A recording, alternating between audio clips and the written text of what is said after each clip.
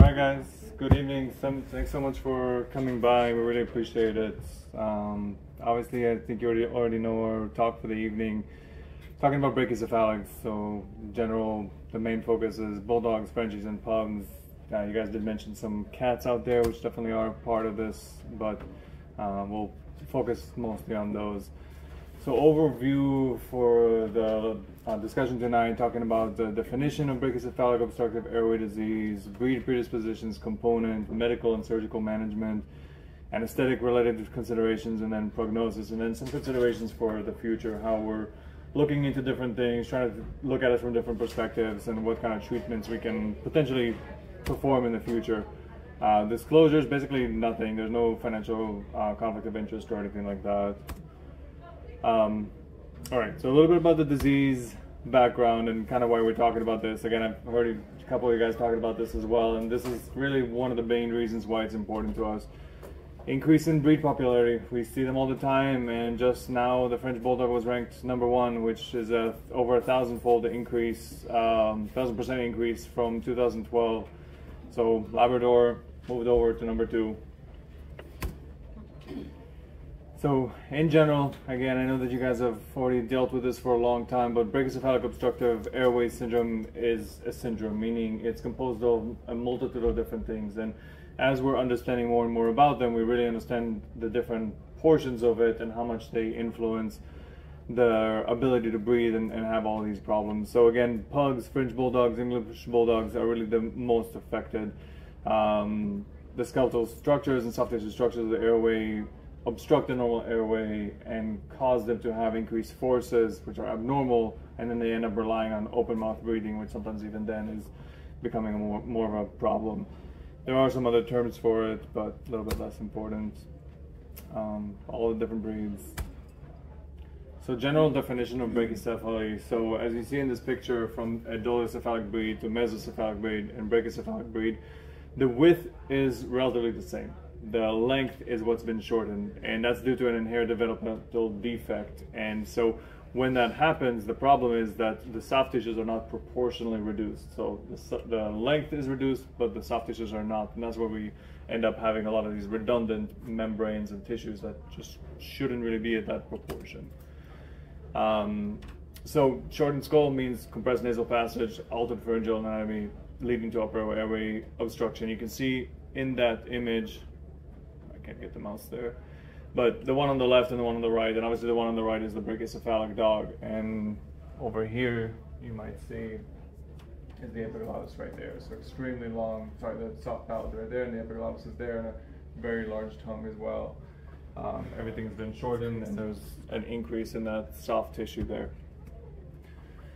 This is one actually that we had recently, again, pretty terrible one, but looking through the different parts of it. So we have the stenotic nares up at the front. Sometimes we have a barren nasal turbinates. We'll get into that in a bit, where we can really show it on the CT. Macroglossia, so giant tongue.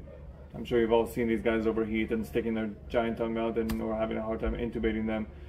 Tonsillar hypertrophy, we'll see that sometimes when we are moving forward with surgery and see those tonsils really get in the way.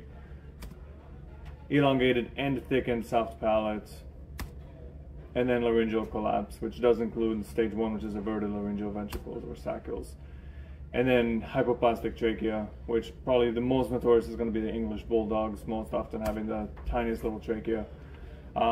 Speaking of trachea and generally the airway, the diameter is really a big deal, and the most important factor here in this whole slide, all you need to take home is R to the 4th power. And what that's looking at is that as the radius gets larger or smaller, it's all to the 4th power. So it becomes exponentially more important every little bit you can get. And so sometimes, for example, we'll get owners asking us if we have to make the nose that big, or if we can make it just a little bit bigger. And so we try to explain to them, maybe aesthetically it's not what you're looking for, but making it a little bit bigger makes a huge difference. A few images from normal or open to severely stenotic in pugs, French Bulldogs, and English Bulldogs, from normal down to severely stenotic. So yeah, this case we had, so a lot of historically the way we've been treating it, as you probably know, is just shortening the soft palate, but we've understood more recently that it's not just that it's too long, sometimes it's too thick. So when you think about the airway trying to travel through that nose, through this open space, there's no room here. So even if you made it this short, you might still be dealing with a very small opening. So considering other procedures to actually make that thinner as well, I believe has made a big difference in our outcomes, and that can be, sometimes as far as surgery is concerned, it can be a little bit tricky. Baronasal turbinates, so what you'll see here, so the picture on the left is normal, the picture in the middle and the right is those baronasal turbinates. So that's excessive tissue that's here and here within the nose that basically gets in the way. So all of that redundant tissue that just shouldn't be there. Hypoplastic trachea, as we mentioned before, this was also one of our cases recently. So you can see, and the normal is supposed to be about 20%. So when you measure this to this compared to this, that should be about 20%. We mentioned 12.7. We've seen as little as 9. I'm not sure how much this one is, but there is no treatment for it. That's just how they're born. Okay. So that's a factor to consider. It's not necessarily anything you can do about it, but when you're doing these surgeries, it's just another factor to say, okay, your dog is more likely to not do well because there's something here that we can't do anything about it. So all these little factors that we have to consider, especially when you do these surgeries a lot and you understand that sometimes they don't go as well as you hope, and that's a potential reason of why. Okay, so there's no surgical treatment for this. Symptomatic therapy, correction of whatever you can otherwise to try to get them to breathe as best as you can. Laryngeal collapse. I think a lot of people sometimes are confused between laryngeal paralysis and collapse. So in this case, laryngeal collapse really happens because of that negative pressure that they're going through when they're trying to breathe. So as they breathe every day and they're struggling to breathe, that negative pressure that's created when they take a deep breath in eventually makes the cartilage get weaker and weaker and end up collapsing inwards. So there's several stages of it, and I think we mentioned in a second. And obviously it's more common in middle age to older dogs, but I believe more of us will see. This might be a silly question, but why couldn't you put a stent in? So for the larynx, there are some stents coming out. I don't know exactly if they're being successful or not. Part of the problem is just the cartilage is very weak, so sometimes it just doesn't stay open. I've also heard of some people trying to do the unilateral arytenoid lateralization like you do with LARPAR, and a lot of times from what I've heard, I haven't tried it on those, they just still collapse inwards. So I do think a stent could be a great idea, and there's one that almost looks like a pin that goes in there. So it's definitely an option. If it becomes successful, that would be amazing. I'm leaving it for you. We would love that. I saw it at the last ACVS. I just don't know if anybody's still actually using it. So as any new device, it's a little bit scary to think about using it for the first time. Inhaling it, spitting it out, who knows? But yeah, as far as the age, I mean, it's going to be more common in older ones, but we've seen terrible laryngeal collapse in even 3 or 4 year old patients. So stages, and here's a good picture of laryngeal collapse. So stage 1 is just a version of those saccules, which we see practically in every patient coming in for these surgeries. Stage 2 and stage 3 is just different parts of that arytenoid cartilage just falling inwards. Okay, so again, the saccules right here, cuneiform, and then corniculate processes of that arytenoid. Practically, basically, when it's stage 3, they're touching and you don't really have much space to breathe from. Clinical signs, again, it's something that I think you guys have all seen, but there's some certain things that we just have to keep in mind that sometimes they're not as clear, and we should just keep an eye out for them. So also looking at their history and talking to owners and trying to understand how well they're breathing at home, because sometimes when we get them in the hospital, it's nice and cool in there, especially if it's winter, and they may not be showing us those clinical signs, so we have to consider other seasons too. So right now, but oftentimes we'll see that stertorous breathing. That's kind of the most typical. Exercise intolerance. Owners may not really pay attention to that. I heard some of you guys talking about how some owners will just say it's cute when they're snoring.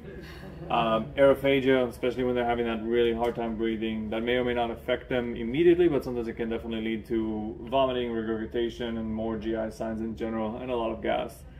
Some of the ones that are really more severe, they can become cyanotic and even collapse and faint. Okay.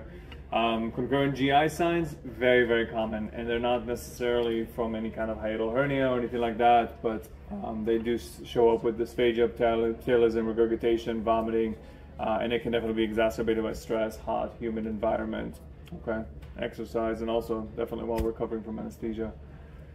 So when we look at them for a physical exam, we want to look at their conformation, right? And there's only certain things that we can look at externally, but we want to do a full physical exam. So conformation and evaluation, so nares, tongue size, and again, you can only see some of that. And tonsils, you really won't be able to see until they're sedated, and you can do a proper sedated airway exam. Auscultation, again, trying to make sure that you're not hearing or seeing anything else, any pulmonary edema or what have you.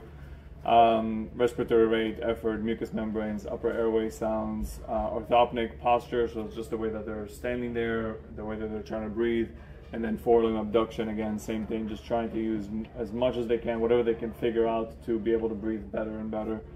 And again, clinical history, trying to understand how they're doing in their home environment and how active they are or are not. And a lot of owners may not really realize how unactive they are and how active they could be if they could breathe properly. And then about the regurgitation, nausea, flatulence. Lots of diagnostics and imaging that you can do. So the most basic, I would say, in these, other than just the airway examination, which usually is done at the time of surgery, thoracic x-rays, just about the things we've been mentioning. So looking for other issues that are going on, so pneumonia, hypoplastic trachea, hiatal hernia, heart enlargement, and potentially lung bulb torsion, which we see in pugs sometimes. CT is what we typically will try to use, especially, like I said, for that soft palate. So if it's thickened, it might change the technique that we're going to go about and the surgery that we'll do. And also if we see the abaronasal turbinates. So CT is very helpful in that and gives you a very good image of it. Obviously it's more expensive, but we usually try to lump it together in surgery to make it simple for the owners and for the patient as well. Airway examination, again, just doing that right at the time of surgery, looking at the soft palate as best as you can, looking at the tonsils, laryngeal function, and then for the laryngeal examination and function, you should try to avoid drugs, usually the opioids that inhibit laryngeal function, so especially large doses. So sometimes you can consider, if you're really not sure if you have laryngeal paralysis or not, you can consider just knocking them out with some mild sedative and just giving them propofol and watching it while they're just barely under, so you can really evaluate that laryngeal function before they're completely out, and it might be looks worse than it is in some cases. Laboratory finding, a lot of us don't do blood gas and things like that, but that definitely might reveal hypoxemia and respiratory alkalosis. Obviously poor oxygen saturation can lead to syncope and collapse, and then polycythemia, not seen often, but when you think about this one, if they're struggling to breathe all the time, the body will produce more red blood cells, so you'll see an increase in the hematocrit sometimes. So this was actually a paper that came out not too long ago, just a few years. They were trying to look at the scoring system to decide, okay, these patients are coming into the hospital, are they going to have a good outcome or not?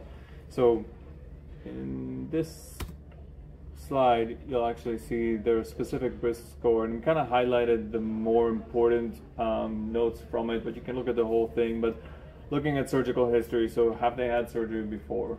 So they give that 1.5 points. Do they have any other procedures planned?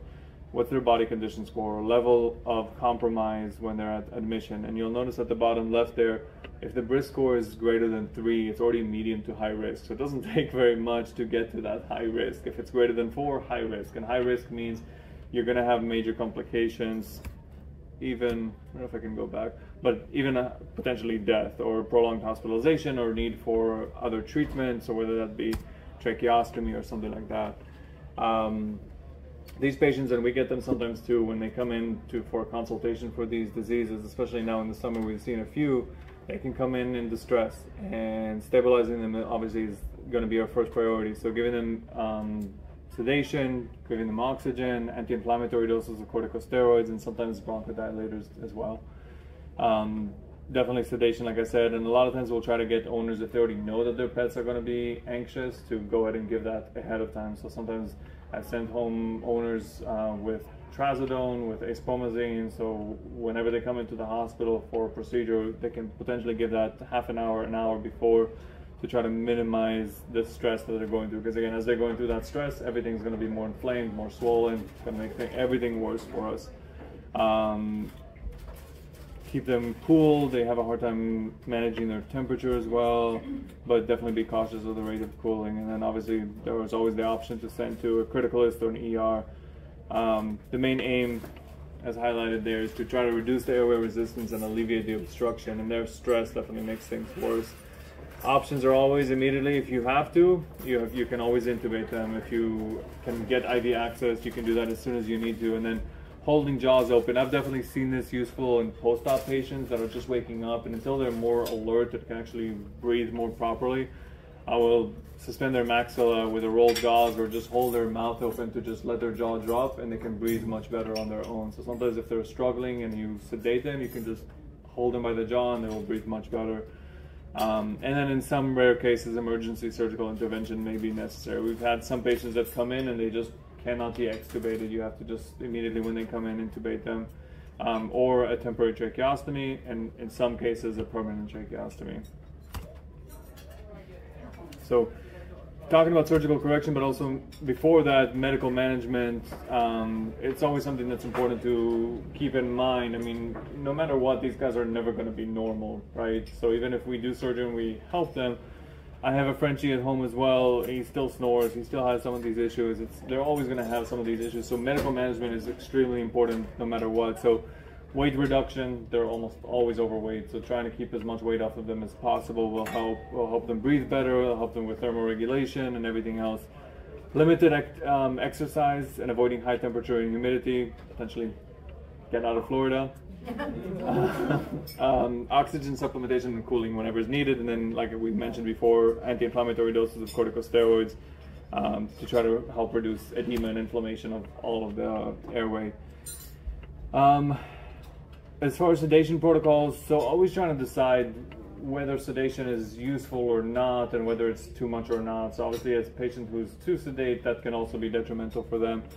Oxygen, always useful as long as it's not stressing them out. So whether you have just flow by oxygen, nasal insufflation, or an oxygen chamber. So trying to figure out whatever works for that patient. Some patients will hate a mask in front of their faces. Some patients don't mind it. So it really just depends. A calm, quiet, well-ventilated room is important. Shouldn't be hot, shouldn't be humid. And allowing, for me especially, even with our nurses, it's important to keep this in mind, allowing the dog or cat to assume a posture that's good for them. Even today I had a patient waking up from anesthesia and the nurses are worried about it and trying to make sure that it's breathing well. Sometimes you just have to let the animal do what it needs to do and it'll figure out the best position for them to breathe well. Sometimes not, but just keep that in mind. And then having intubating equipment available so that you can always have that ready, especially if you already have IV access, so you can just intubate them if you have to and obtain that airway. Different sedation protocols, just something that I wanted to throw out there. I know that everybody kind of has their own, but several options to consider. One that I don't mention here, which I do like still using here and there, is dexmedetomidine. So we can keep that in mind as well. 2-3 micrograms per kilogram often works pretty well. So just different options. The anesthetic complications, just like with any kind of surgery, the period of greatest danger is during induction and during recovery. It's for a multitude of reasons, but all of these patients are considered high anesthetic risks. And the little picture there, we almost always will tell our nurses, this ET tube is coming out practically when the patient is ready to go home. So oftentimes they're like standing up and the tube is still in there. So we want them to be as alert as possible for all those reasons we mentioned before, that they may not be in full control of their ability to really breathe properly until that point. So they can still have issues at that time when we pull them, but you want to give them as long as possible, almost to the point that they're chewing on that tube. This was another interesting paper. Just this group tried to look at whether or not body condition score and the head shape, so brachycephalic breeds, affected thermoregulation. And basically what they found was they compared these two groups and they used certain instruments and compared them, and basically what they found was that the body condition score was actually much more important than the being brachycephalic, but it was still important. So again, if you're brachycephalic and overweight, you're going to have a very poor time controlling your body temperature. And we see it sometimes too. After surgery, these guys will get into this excited state or stressed state, and they can get up to 105 like nothing. So definitely want to keep that in mind as well. couple of pictures of rhinoplasties that we've done. So obviously left is before surgery, right is after. A little bit bloody, but overall, other than a little bit of bleeding, which we definitely expect, those are really nice and open areas. So I remember R to the 4th power. So rhinoplasty, stenotic nares are present in about 50 to 85% of dogs with brachycephalic obstructive airway disease, and then congenital malformation of the nasal cartilage that results in that medial collapse and occlusion of the external nares. Again, that's what we've mentioned before. So decreased radius causes a significant decrease in that ability to pass air through it because of increased resistance. So this is a very important topic for us, and we were talking about it a little bit before. The timing of these surgeries, even this week or last week, I had a client ask me, is my dog too young for this? And their dog was about a year and a half old. So the answer is no.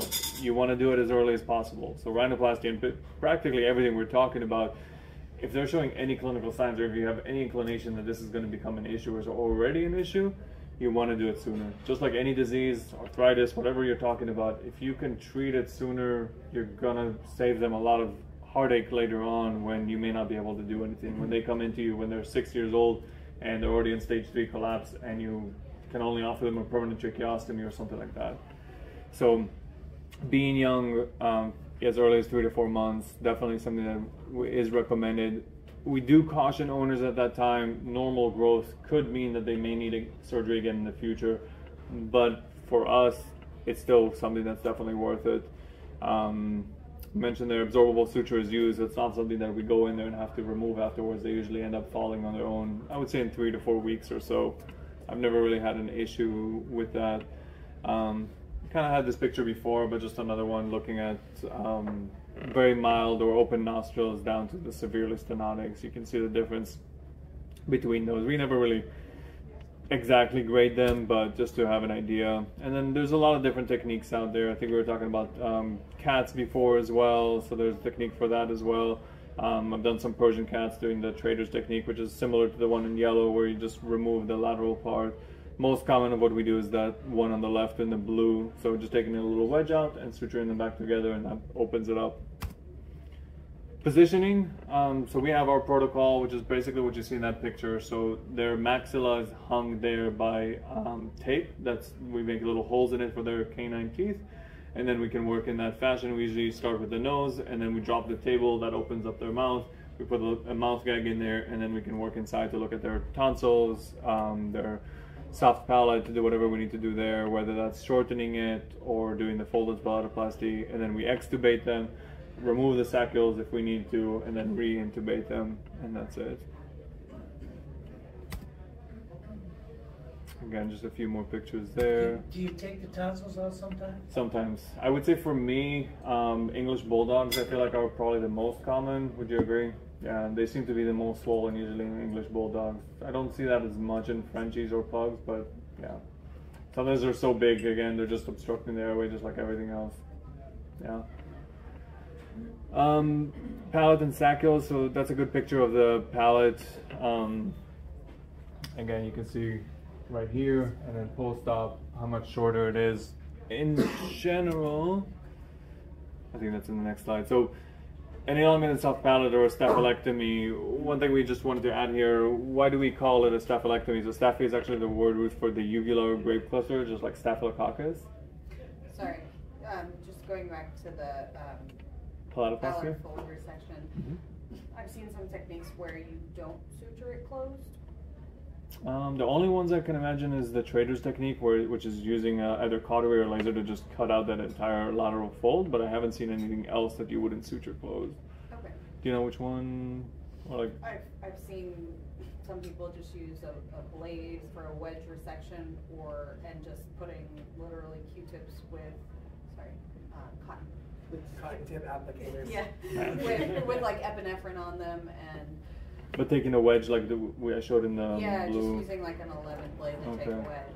I mean, I can't imagine it'll necessarily stay where you want it to stay unless you bring it back to place. The only way I can imagine, like I said, is with a trader's technique, just chopping it off basically and then cauterizing it to heal in that way. I'm not sure. Let me know if there's like a technique that you They bleed See. a lot. Yeah. So I guess I think if you, with enough epinephrine and time, you probably could get them to stop, just on their own. But we've had some that we cut it, there's no bleeding, we get into recovery, and then it's just a drip, drip, drip. Yeah. And then they swallow that, and it goes to the back of their throat, and then you risk aspiration. So there's lots of things where you're like, even the cases where I'm like, pack their nostril with gauze or things like that, and then we're like, okay, now we've just made a bigger airway and we've blocked half of it for recovery. So someone has to be with them the whole time. So laser or thermal uses, you probably can get pretty good hemostasis on Like that plane. electrocautery. Is suturing more for the hemostasis, or does it Both. help I can't wait to put my first couple of stitches in because it bleeds. Like I want to put those 2 or 3 first ones for sure. But both. I mean, when you make that cut, do you know if I can go back to that slide? Is the left arrow working? Sorry. No, it's okay. No, it's not going back.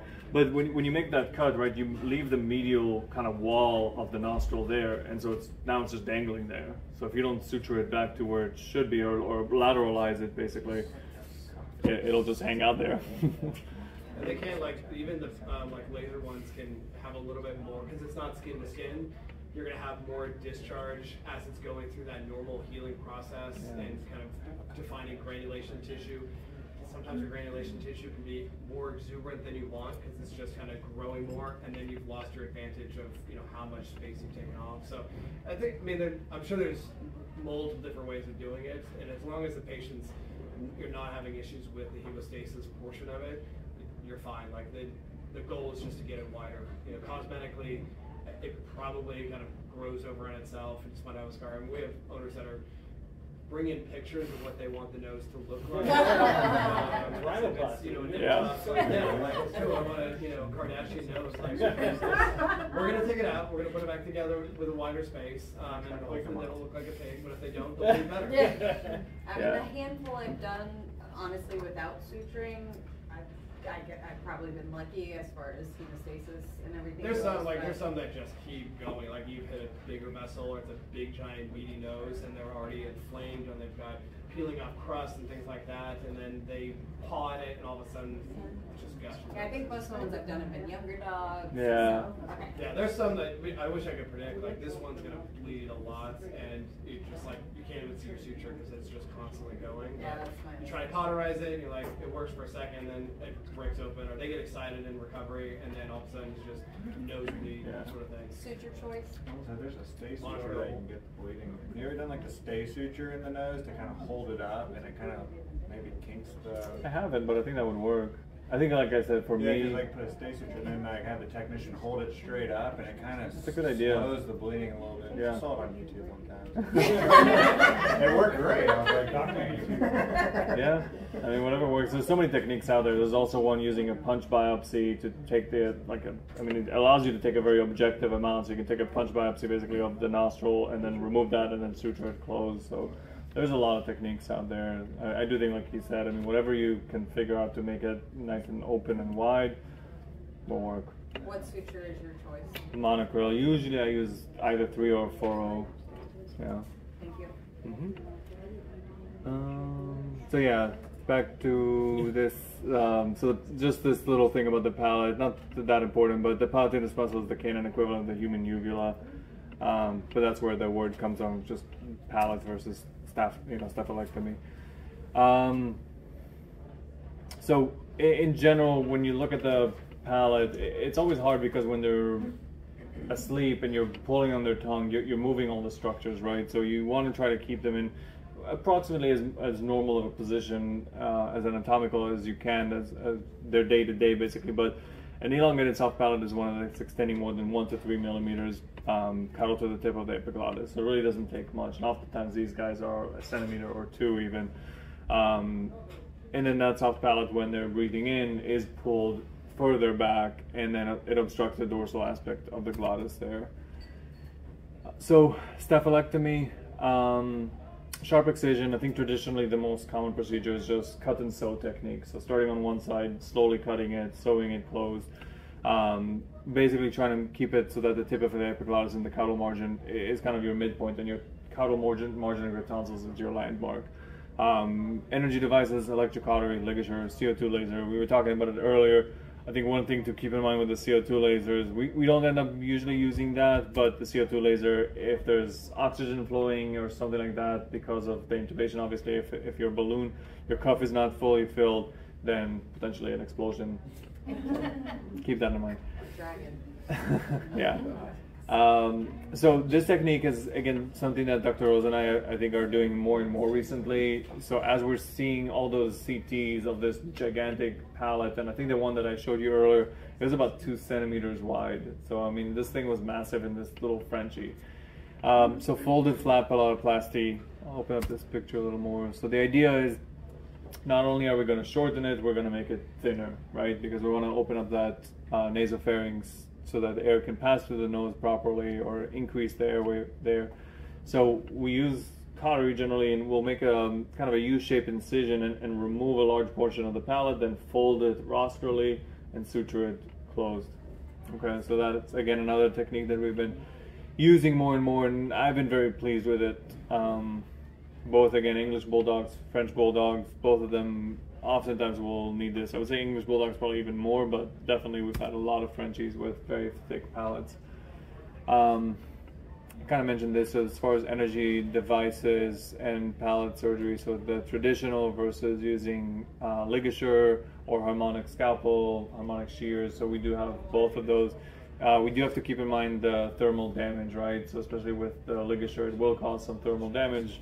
So I've used it. I would do it more comfortably with cases that have a very thin palate. If it's any thicker, then it's going to cause a lot of inflammation, a lot of swelling, and that's obviously going to cause more problems.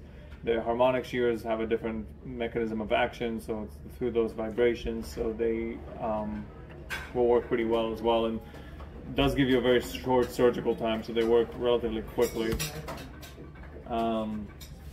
Laryngeal ventriculoplasty, kind of seculectomy is what we usually call it. The terminology is potentially changing about those, just anatomical descriptions. We see them, I would probably say more than the percentages that are reported. Maybe just by the time they come to us, that's already the first stage of laryngeal collapse, and I feel like we almost always see that in our patients. So once they're everted, and that's what you can see on the picture there on the bottom, they're continuously irritated. So as they're breathing in, as they're trying to get all that air through, it just, the turbulent flow irritates them more and more. So that swelling just gets in the way. Okay, so we'll usually try to cut those out. And that is, again, the first stage of laryngeal collapse. So I don't have a lot of information about these. It's not something that's been done often, and there's not a lot of papers about these, but it's just a couple other techniques that we're trying to look at with laryngeal collapse, because traditionally when you're dealing with stage 3 laryngeal collapse, you're basically only left with a permanent tracheostomy. So anything you do up here, if that larynx is not opening up, there's nothing you can do about it but opening up beneath it. Dr. Rose was at a conference recently, and they were talking about another technique of permanent tracheostomy by actually removing a portion of the larynx ventrally. So different options, definitely with their risks and complications, obviously, but those are the kind of things to keep in mind. Another technique that's out there, and it's not widely accepted, but basically removing a portion of the epiglottis and ablation of the unilateral arytenoid cartilage. So partial laryngectomy, essentially, to try to just open up that airway.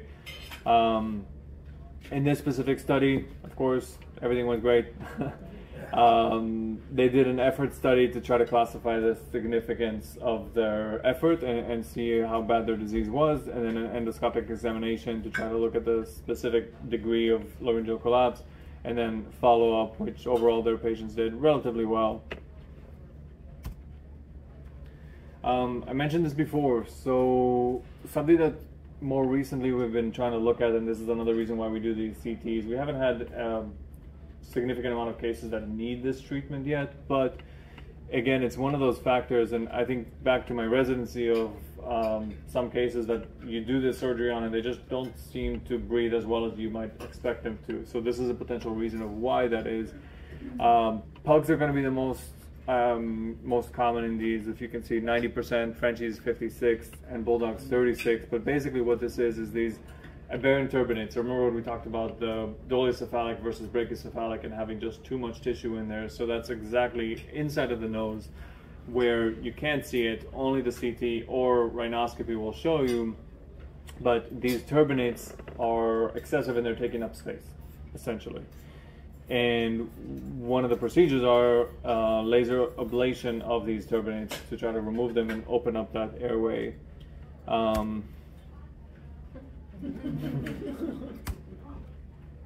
So all of these techniques, right? So after surgery, all these things we need to consider about how they recover, because when you're done with surgery, it's not necessarily the end. I always warn people, when you work on the airway, you're gonna cause inflammation, you're gonna cause swelling, so they're not quite out of the woods when you're done with surgery. So warm weather, whether that's in the hospital or they go home and the owners decide to take them to the dog park or something like that. So keeping their car cool even when they come to pick up their dog, trying to keep them as comfortable as possible so they're not overheating. After they're overheating, they're breathing heavier, and again, that airway is going to be more inflamed because of that. Minimal restraint, so just trying to take it as easy on them as possible, trying to keep the environment as calm as possible. I mentioned the trazodone before, even for their rechecks and things like that. So anytime, just to keep them as calm as possible. Minimizing neck restraints, so using harnesses and things like that. And then keeping other ancillary treatments on board as well. So if they're having GI signs, keeping them on antacids, anti-nausea medications, things like that. They are practically always at an increased risk of regurgitation, but we got to keep in mind the aspiration, right? So these guys are prone to vomiting, prone to regurgitation, so we got to keep in mind the aspiration pneumonia. We had a dog just a couple weeks ago with some really bad aspiration pneumonia. I think I showed her with the hypoplastic trachea earlier, but recovered well with a few days of oxygen and antibiotics, but that's something that we see pretty often as well. We pretty much always pre-medicate with Serenia and famotidine, and sometimes do metoclopramide as well.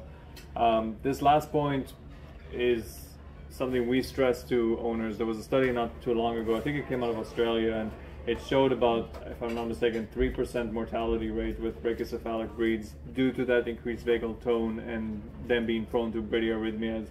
So 2 or 3% of cases will all of a sudden have this terrible bradyarrhythmia that you may not be able to get them out of it. So something that we do warn owners about. It's terrible when it happens, but can't really get away from it with these breeds, unfortunately. This was also an interesting study. Again, we've kind of talked about the combination between respiratory signs and GI signs, and this study basically nailed it, showing that French bulldogs, English bulldogs, least of all those pugs, but definitely French bulldogs will have GI signs in many of these situations. So, and they are correlated to the brachycephalic, and they believe that they're correlated to having brachycephalic syndrome and airway disease, because they're seeing clinical improvement of GI signs in all of these post-ops, especially the Frenchies. So improving their respiration, improving their breathing ability will improve their problems with their gastrointestinal, whether it's vomiting, regurgitation, things like that. Okay. Quick question. Yeah. So the metoclopramide, is a one and done dose worth it, or does it have to be a CRI? I've talked to anesthesiologists and I've gotten mixed reviews. I think it's if a dog comes to me that's already vomiting or already regurgitating, I'll probably do a loading dose and continue with the CRI. If it's just kind of a prophylactic, I might just do one dose and then keep on my radar. And if they're vomiting probably one more time or even once, get them on a CRI. Okay. Yeah. Do you do sub-Q or slow IV? So if I do a CRI, it's 2 mg per kg per day. Otherwise, I just do a slow IV. Yeah. How long are you monitoring for them post-op? Like, are they spending the night? I like to keep them overnight usually. Sometimes we'll send them home same day. It just kind of depends on the situation, but in general, I do like to keep them overnight. I don't know that it's really like made a significant difference between sending them home same day, and there's definitely, I think, you could convince me either way. If you said, oh, my dog is more comfortable at home, he's less stressed, there is a point to that, you know. Have I saved dogs by keeping them overnight? Maybe. So, I mean, I think you could really convince me either way, but I tend to recommend to just keep them one night in the hospital. That like topic is probably brought the soft tissue surgery society meeting to the closest of fisticuffs I'd seen for soft tissue surgeons. It doesn't take much to get orthopedic surgeons in fisticuffs, but the general vet's doing it. And there was a lot. I mean, it was split between people that invite owners to come to the clinic and tell them clear your schedule for the next 4 hours because you're going to sit in this exam room with this bulldog. We'll come and check on you from time to time, but we want them to hear your voice. We want them to, bring a blanket, bring your computer, do some work, whatever it is. You're just going to sit here, and if there's a crisis, we'll readmit them if we need to. But they're there from the very get-go of the recovery. There's other owners that just don't want to, or primary vets or surgeons in the room that were just like, I can't lose that control of that dog. I mean, the case that we had recently that fortunately came in wagging its tail and crazy as ever, young English bulldog. That dog just walking around, just spontaneously regurgitated, and in that one instant, aspirated so badly that it just got, a huge amount of aspiration pneumonia just from that one event. And it was just the first time that it had done it. It went on to continue to bring up stuff later until the medical equipment, kicked in.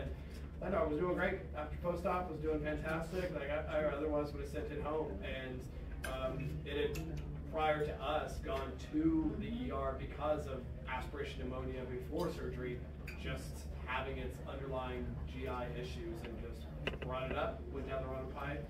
You'll hear a lot of these dogs, what I talk to the owners about, sounds like a cappuccino foamer, and it's essentially that regurg that brings up, it sits right on top of their trachea opening, and then they just start doing their bulldog thing, and they just whip this stuff up into a big froth, and either they get it out successfully and gag it up or swallow it, or it just goes right down in and then starts this kind of coughing fit that sends them potentially to the OR or to the ER for an emergency.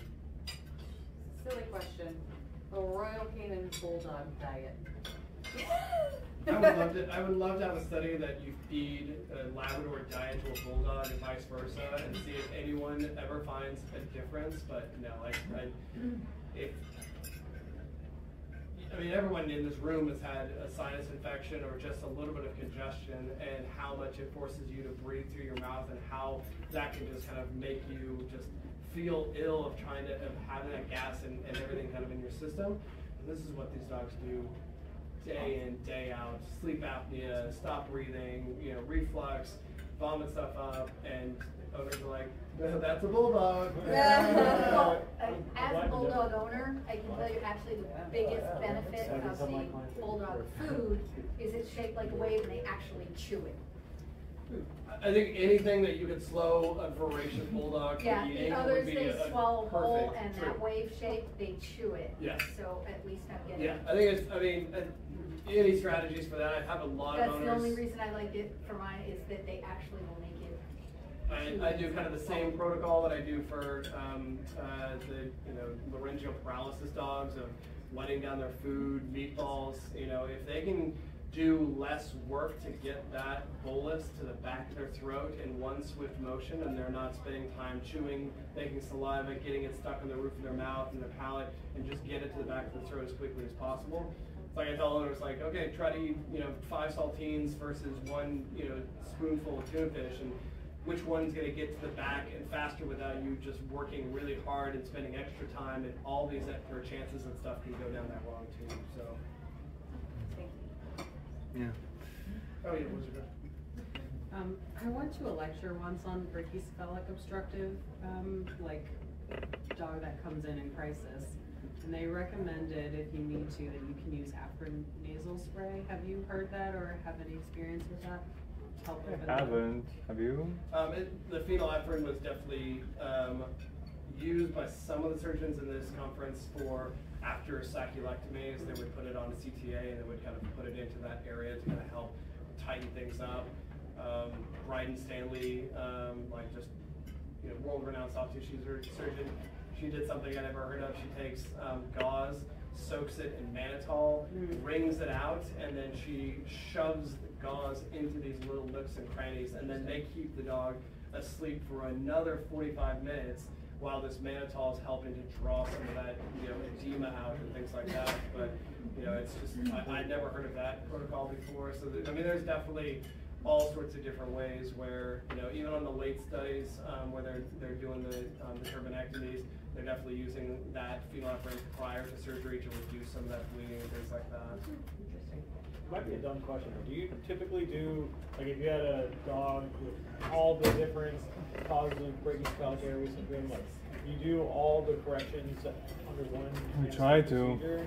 yeah, if possible, because I mean, if you don't take care of all of it and you leave one, you know, as much as you can, just get it all done. Yeah. Yeah. And yeah, I guess if they're at such a high anesthetic risk. Exactly. You don't want to go through it again if you can avoid it. Yeah. Anything else for now?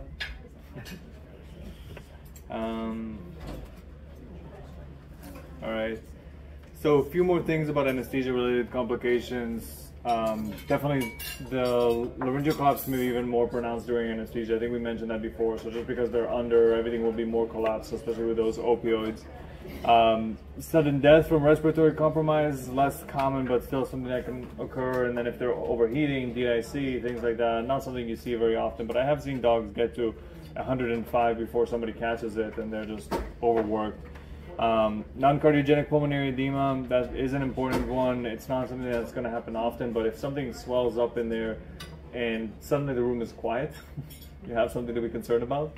So if they're trying to suck air in, but they're having too much of a heart and they just can't, that can develop non-cardiogenic pulmonary edema, and I think I have a little slide about that in a second too. Post-op airway swelling, again, you work on the airway, you're causing tissue damage, and that's going to end up causing inflammation and swelling. So I do always give them dexamethasone, so I give them an injection before surgery, and then sometimes, depending on how they're doing, I will send them home with steroids. Not terribly often, but usually just the one dose before surgery. And as I mentioned, the bottom line there, if they're obstructed after surgery because of sudden swelling, room kind of suddenly goes quiet, you have to be concerned, and that can lead to that non-cardiogenic pulmonary edema, which... So you don't worry about Dex and NSAIDs? I don't do NSAIDs. Oh, okay. We mentioned, sorry, I can't go back, but if I need to give NSAIDs, I would wait several days until I would do that. And most of the time, I feel like at that point, it's probably not worth it. So usually just NSAIDs, I'll send them home with gabapentin, and then sometimes if they're like, look really painful, a few days of codeine or something like that as well. So how does non-cardiogenic pulmonary edema develop? So again, when you have inspiratory forces but an obstructed airway, this drops the hydrostatic pressure, and then fluid starts to build up in the alveoli.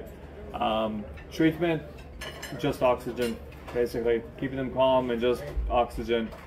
Furosemide, things like that, I've worked with a cardiologist that always used to tell us, I mean, there's no use for it. It doesn't help any of that. Okay, so just oxygen. It makes me feel better. That's probably it. Oh. Yeah, just not the same edemas, unfortunately. Just it is what it is. Instructions we give to owners, so things that you can talk to them about as well. So we restrict their activity for close to a month, and then small meals, like Dr. Rose was talking about, usually wet food, using a harness. I pretty much never recommend a collar for these. And then GI signs, very important to those patients that are vomiting, to try to give them medication to try to mitigate that as much as possible. Trying to avoid the aspiration pneumonia and hospitalization and all of that. So some future considerations and like talking about prognosis. So obviously most of these guys will do very well. The patients that do the best are going to be your younger patients. The ones that don't do as well, I think you guys already kind of mentioned that to me when I walked in. It's like the 9-year-old that comes to you that's brachycephalic is just, you're not going to get that much out of them as you're going to do when they're a year old or even before. In general, the outcome, like I said, will depend a lot on that age and the stages of laryngeal collapse, which sometimes we still see 2 or 3-year-olds with stage 2 or even stage 3 laryngeal collapse. So have to keep that in mind. Most commonly, we'll see them between the ages of approximately 2 to 4 years, which is still decent, but if it was sooner, we could probably save them a lot of heartache. It is considered hereditary. As we know, we obviously breed them, unfortunately, for this, so affected animals really shouldn't be bred, even though they are constantly. Are there unaffected animals?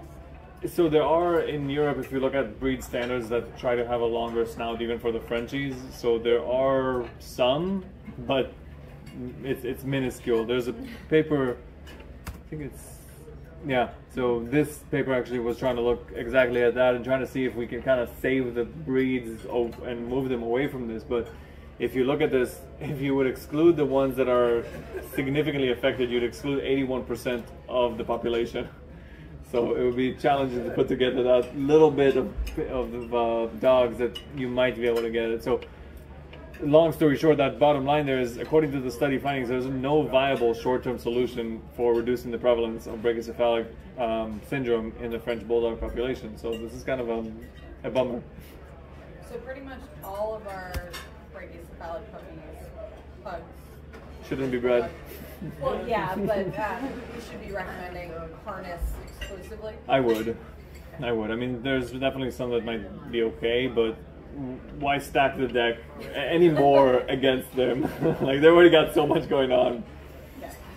That was something interesting that Dr. Rose actually found. So Netherlands proposing a ban on dogs with these little squish noses, and so some countries are considering some options to try to mitigate that.